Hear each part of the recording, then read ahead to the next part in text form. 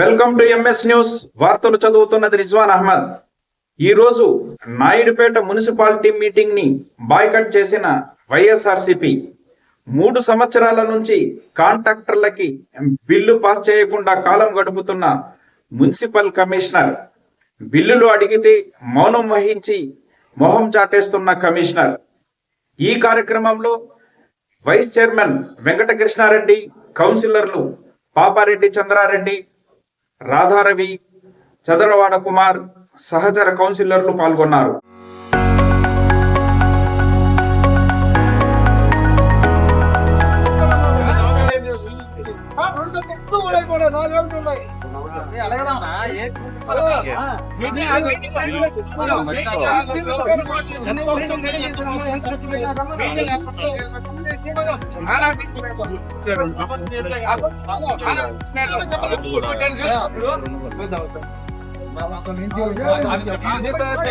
నేను ఎన్నిసార్లు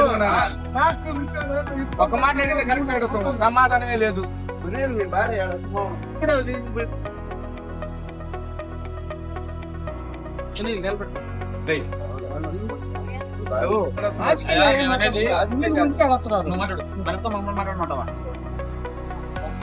నువ్వు వచ్చే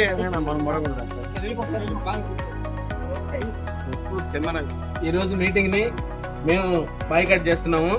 కారణం ఏంటంటే దరిదాపు సెప్టెంబర్లో జాయిన్ అయినప్పుడు కమిషనర్ గారు ₹1,00,000 ఇచ్చారు, ఏం లేదు నాకు అన్నాడు. ఈరోజు నుంచి 4 మీటింగ్లు 5 మీటింగ్లు జరిగితే ఇప్పటికీ కనీసం ఎంత వచ్చిన తర్వాత ఇప్పటికి ఈ రోజుకి స్టిల్ చెప్పలేదు. సీరియల్ వారీగా బిల్లులు అందరికీ నేను కొడతానని చెప్పాడు. ఈరోజు ఆ సీరియల్ ఎటుపోయింది, అది ఎటుపోయింది, అదేమన్నట్టు కోర్టు అంటాడు. కోర్టు ఎన్ని చేశారు, ఇంత డబ్బులు ఏమైనాయి, మొత్తం టోటల్ ఆడిట్ బుక్తో సహా ఎంత అకౌంట్, ఏ 1, 2 అన్నీ కలిపి ఏమేమి వచ్చినాయో మొత్తం క్లియర్గా వస్తే రేపు మీటింగ్ ఖచ్చితంగా వస్తేనే మీటింగ్. వచ్చినప్పటి నుంచి ఇక్కడ మాకు సంబంధించిన వాళ్ళు కానీ ఇక్కడ కాంట్రాక్టర్లు కానీ పనులు చేస్తున్నాం, లక్షలు పెట్టి పనులు చేస్తున్నాం. మేమేమంటే ఎవరి మీద తప్పు ఇవ్వడం మోపట్ల, కమిషనర్ రావు ఇంకొని చెప్పారు. మున్సిపాలిటీలో డబ్బులు లేవంటారు. నాయుడుపేట మున్సిపాలిటీ రాష్ట్రంలో 3వ ప్లేస్లో ఉంది, ఆదాయంలో 3వ స్థానంలో ఉంది. మేమేమంటామంటే మున్సిపాలిటీలో జరిగేటువంటి అభివృద్ధి పనులకి మున్సిపాలిటీలో డబ్బులు లేవంటాం అవమానకరంగా ఉంది మాకైతే.